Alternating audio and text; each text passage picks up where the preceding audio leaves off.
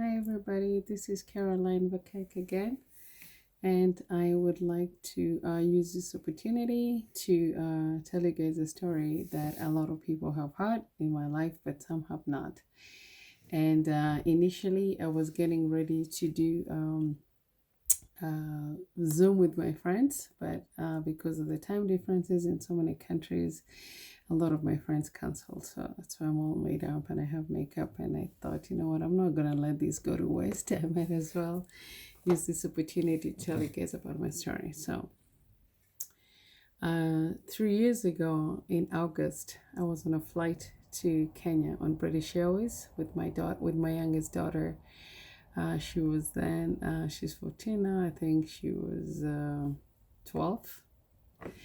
And so we were on this flight to British Airways. It was a night flight. We got on the flight at 6 in the evening, and we were flying for about maybe like 4 or 5 hours. And the flight attendants were paging for a doctor. The whole, like, after we had flown in like 4 hours into a flight, which is like an 8 hour flight, they were paging for a doctor.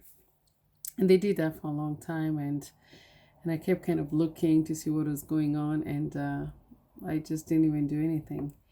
And then my daughter told me, she says, "Mommy, maybe you should go help them." And I said, "Yeah, they're paging for a doctor." She says, well, aren't you like somebody who works in the medical field?" And I was like, "Oh, well, not a doctor then, like a medical doctor, you know." And so I got up and I went and I asked them. I said, "What's going on? You guys have been paging for a doctor," and they were so excited to see me. Instantly, they were like, "Oh my God, thank you for helping us!" And they led me to where the patient was, and I went there. And what the sight that I saw was not what I was prepared for. So there's this guy who was he looked like he was like kind of like in his 20s, and he was all covered up in blood. Like when I say covered in blood, it was like everywhere from his clothes and everything. And sorry to gross you out, but that was kind of the situation that I was faced with. So I told them, I said, they said, "Oh, this guy, he's been, throwing up and it's all like blood. We don't know what to do." But this time the guy is kind of going in and out of consciousness. And I told them, I said, "I'm not a medical doctor, so I don't think that, I can handle this." I thought it was just, something minor, but they were just like, "No, you volunteered, you're helping us." So I'm trying to talk to this guy kind of in and out of consciousness, and he's just like mumbling things. And so I first asked for a clean towel, warm water, and I cleaned his whole face just so that I could see his face, because he had a beard and it was all blood, and kind of cleaned up his face a little bit. And then by this time, the flight attendants were already talking to doctors on the ground. So I got on a phone with the doctors on the ground, and they kind of updated me on what had been going on since the flight attendants called for medical help from the ground because they couldn't get a doctor on the flight.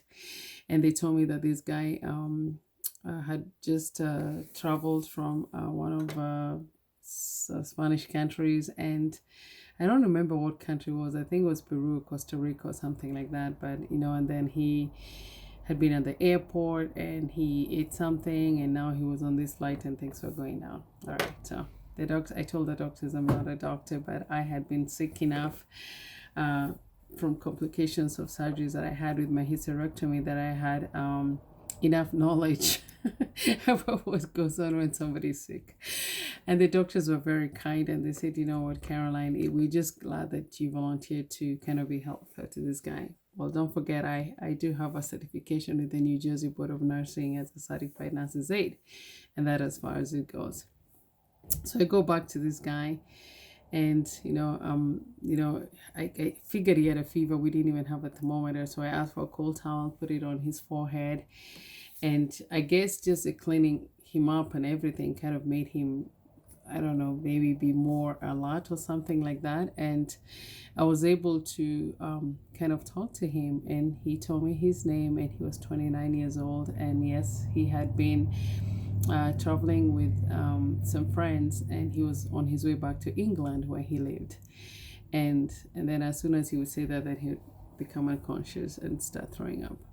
But I talked to a guy who had been sitting next to him who told me that they kind of had traveled together, and he told me the story, and that his friend was seemed very fine. They had had a meal at the airport, and they're on the flight, and the guy just starts throwing up. So talked to the doctors on the ground, and first of all, because he was throwing up, I told the flight attendants, we can't give him any water, we have to give him ice. Again, it's not because I'm a nurse, but I know that so many times when I was sick, when you're feeling nauseous and you're throwing up, then you don't get something that's heavy to drink, but with ice cubes they keep you hydrated, and it can be okay. So I was using the best that I can. And so we started giving him ice cubes just to keep him hydrated and everything. So that stopped the vomiting, and the airline had a nausea pill they gave me their first aid kit, and I was able to get a nausea pill and put it under his tongue.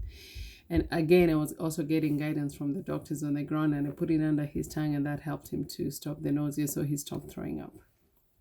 Cleaning up, and it's like, oh, this is a really good looking kid. He kind of was able to tell me, I said, did you have any medical problems? No, nothing. And I'm like, okay, he's throwing up blood. My simple mind is telling me that this guy probably has a stomach ulcer that has busted or something. So I'm attending to him and everything, and I could figure out he was very dehydrated. So again, I talked to the doctors on the ground, and they told me that I think we needed to put an IV in this guy. So I'm freaking out now. I'm like, an IV? Like, no way. I was like, I've never, never, ever done an IV. I've had kind of a couple of IVs done on me, but never put an IV. So again, the doctors on the ground were like, Caroline, we're going to guide you into doing this. And they helped me they guided me. And by this time, I'm like really freaking out. And I told the flight attendants, I said, can you just even go like to the first class and ask again if there's a doctor or a retired nurse on the flight or something like that? And they're like, well, we've tried like for 4 hours. And I said, yeah, I know I had you guys, but kind of just try. Again, they go, and finally there was like a nurse, a retired nurse lady who said, oh, she was a nurse, I guess, during the war or whatever. And she came up, and so we're trying to figure this thing out. It's just like, oh no, I don't know about the IV. Anyway, with the guidance of the doctors on the ground, believe it or not, we were able to put an IV into this guy. Yes. It was like the only way out. It's like we are like 40,000 miles up in the sky, and it's like the doctors are telling me, Caroline, you are our only hope there. And the pilots are encouraging me and saying, you have to help us. So we got and we didn't even have like any alcohol on the first aid kit, so we were like cleaning ourselves with vodka, yes, on a British Airways flight. And this is a true story. And cleaned up the guy really good, was able to put an IV, and I'm trying like to hang it, like where they have the boxes there where you put your luggage. So I was able to hook the IV there, kind of put it in him, and the guy started coming up. It's like he's gained consciousness, and so I'm talking to him, and I'm telling him, I said his name was John. I'm like, you gotta stay with us, and I'm kind of making fun, and I'm telling him, I said, listen, you've put me in a situation that's like really crazy. I'm not a doctor, but I'm gonna help you the best I can. And I said, you're gonna be like so famous, because the whole British flight is like everyone is just so quiet, and people are kind of looking at me going back and forth, to the cockpit, and to talk to the other flight attendants to find out what I needed in the first aid box. And I could see a smile on his face, and I was so happy. I kind of was like, oh my God, he's coming back on. And so we started talking. He said he didn't have any medical problems, and he had had a nice meal at the airport, but he had been traveling. Like he had gone to, again, I'm not too sure, but I can later check my notes, because when the story, I'll let you know how the story ended. But yeah, I think he was in Costa Rica, Puerto Rico, one of those countries, and been traveling with his friends. And he thought that maybe it was a bug that he got from one of these places, but he had not been feeling bad until he got on the flight. So putting IV in this guy, and we're talking, and I can really tell he's like really badly off. Like he had I think he had lost a lot of blood. So the doctors on the ground and the pilots are asking me, Caroline, do you think that we should land the plane or do we had maybe like 3 other hours to go to London. And I was like, you cannot put my decision on this guy. I'm not a doctor. So my best bet was like, yeah, please, if we can land, this would be great, because I think that this guy has lost a lot of blood. And even though now he was kind of coming back again and was talking to me, I didn't know like exactly what was happening to him. So the doctors on the ground talked to the pilots, and we had to land. I don't know how it happened that we ended up landing in Canada. And so we landed in Canada, and the paramedics came on the plane, and they're asking me, oh, so like what's going on with this guy? I'm like, don't ask me. Like, the guy is still alive. Like, just take him. And well, I explained to them how he had been throwing up, what I had done and everything. And but I was just so glad that we were on the ground and that this guy was getting off the plane. And believe you not, this guy actually walked with his feet off the plane, even though they had the stretcher and everything. He got off the plane, and I remember waving at him, and I said, I just wish you all the best, and I hope that you feel better. And the guy who had been sitting next to him, we had kind of exchanged like emails. So by this time, it's like I'm with my daughter. We were not even in first class, but we were upgraded to first class. We were in Canada like for 5 hours, because apparently we landed in a very small airport. The aircraft needed to be refueled. And so we were there like for like 5 hours on the ground. And I'm calling my husband in the US, and I'm telling him, he's like, oh yeah, you guys are already in London. I'm like, no, actually we're in Canada. It's like what? Like, what are you talking about? And so I told him the story. But anyway, so after 5 hours, we had to now fly out of there, for our trip that was intended for London. And we ended up in Ireland, because I was a flight attendant before on a private jet anyway, not on a commercial flight. But I know that mostly for pilots, they don't do over 10 hours, like a certain limit of hours they have. And so this had been, just a flying there and they're getting down. So we couldn't go to London. We had to go to Ireland, and they had to have another crew come on the aircraft to fly us to London. So we ended up in Ireland like for 3 hours. We all got off the plane. They gave us like food coupons, and we were able to get food. And this time it's like everyone is like coming to me and going like, oh my God, you're the doctor on the flight who helped this patient. I'm like, I'm not a doctor, but I did help him. And they're like, so what happened? And I'm like, I don't know. The guy was throwing up blood. I think he had a stomach ulcer. I wasn't so sure. But so we get on this flight. They have a different crew. We go to London. And because we had all missed our connecting flight, unless I guess for the people who were just on the flight to London, then they were okay. But we had connecting flights. So we were all taken to this hotel, and it was really a nice hotel. They gave us meals and everything. So when I came downstairs, like to have dinner, because it was already nighttime difference and everything, with my daughter, everyone's like, oh my God, they were all clapping as I got in the dining room. And I'm like, who are these people? Because when I was on the flight and I'm going back and forth, these people saw me attending to this person. They knew that we ended up, the plane rerouted and we went to this country. So everyone's like, oh my God, you're the doctor. Like, what happened? And I'm telling them, I don't know, And again, seriously, I thought that this guy had busted an ulcer. What do I know? So, but we had exchanged phone numbers with the crew who on that flight and the pilots and everything. And I had also exchanged numbers with the guy who was sitting next to the guy that I attended to. So, long story short, we go to Kenya. We come back. I'm telling everybody about my story, and then I was in Kenya, and then I was there for like 2 weeks for the wedding. Flew back to the U.S., and after like 2 weeks, I get an email. And it's from British Airways. And so they're thanking me. They said, oh my God, we're really thanking. And I posted that letter on Facebook. They said, we're thanking you for helping this passenger on the flight. And if it wasn't like just for experienced people like you, we don't know what could have happened. But we just wanted to give you a flight to any destination of your choice with British Airways. I was like, yes. And I remember the day they sent me the email, we had gone to the beach with my husband and the kids, and I'm looking at my phone. I was like, yes, I'm so excited. So so my husband's like, oh my God, like, where are you going to go? Did they give you a ticket for two? Is it just for one? And I'm like, they should have given me a ticket for two, but it was just for one person. But I had wanted to go back to Kenya because another friend of mine was getting married in January. And so and this was November that I had this was August that I had gone for my sister's wedding. And by the time I'm getting this email, I think it was in September, October. I think it was in November or October. But anyway, so my husband is like, "Oh my God, you should just go like to these exotic destinations." And I was like, "Ah, I've kind of traveled, around the world, but I really wanted to go back for this wedding." And so I wrote to British Airways, and I was very grateful and I said, "Thank you so much. I would like to go back to Kenya on this date." And they gave me definitely a return ticket to go back, and I was just so appreciative. But the whole time all this is happening, I had never stopped thinking about this guy that I helped on the flight. So I went to my phone and I saw the message that I had my email, the email that the guy who had been sitting next to him had given me.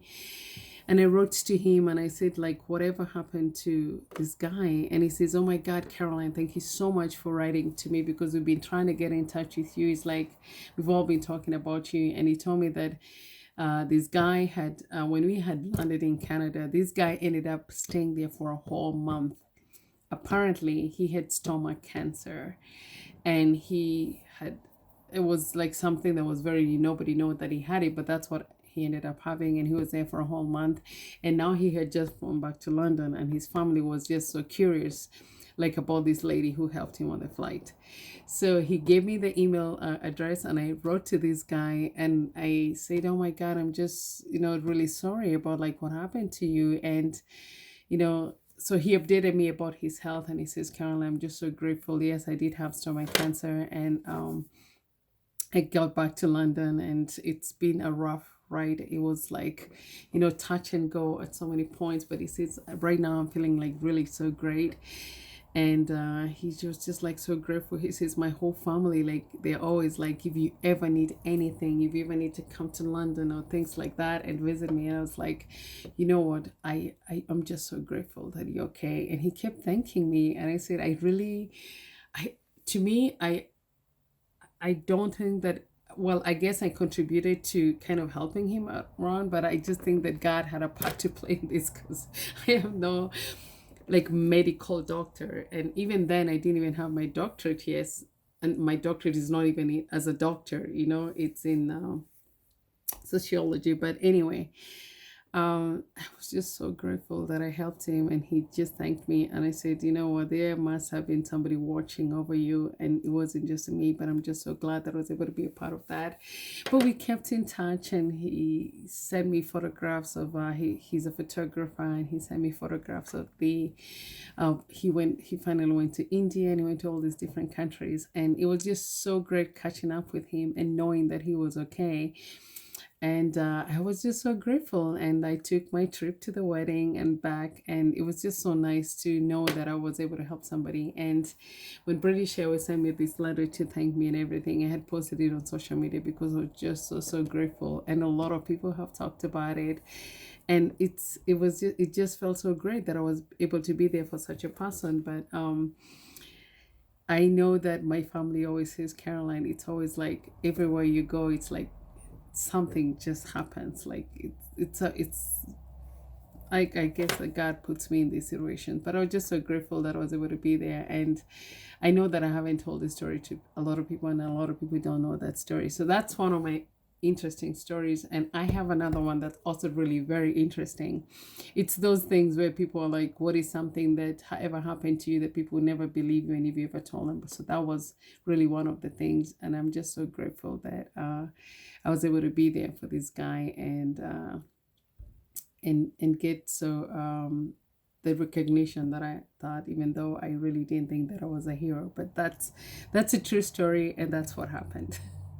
So thank you guys, and I feel so good that I didn't waste the makeup that my sister actually, my sister is actually the one who did my makeup today, because I was going to be on this party Zoom call with my friends. But I'm glad that I didn't just waste that, and I was able to come out and tell you that story. So I hope that you guys enjoyed, and just know that if you're ever out there and you see a situation happening, any one of you can go out there and make changes. So thank you.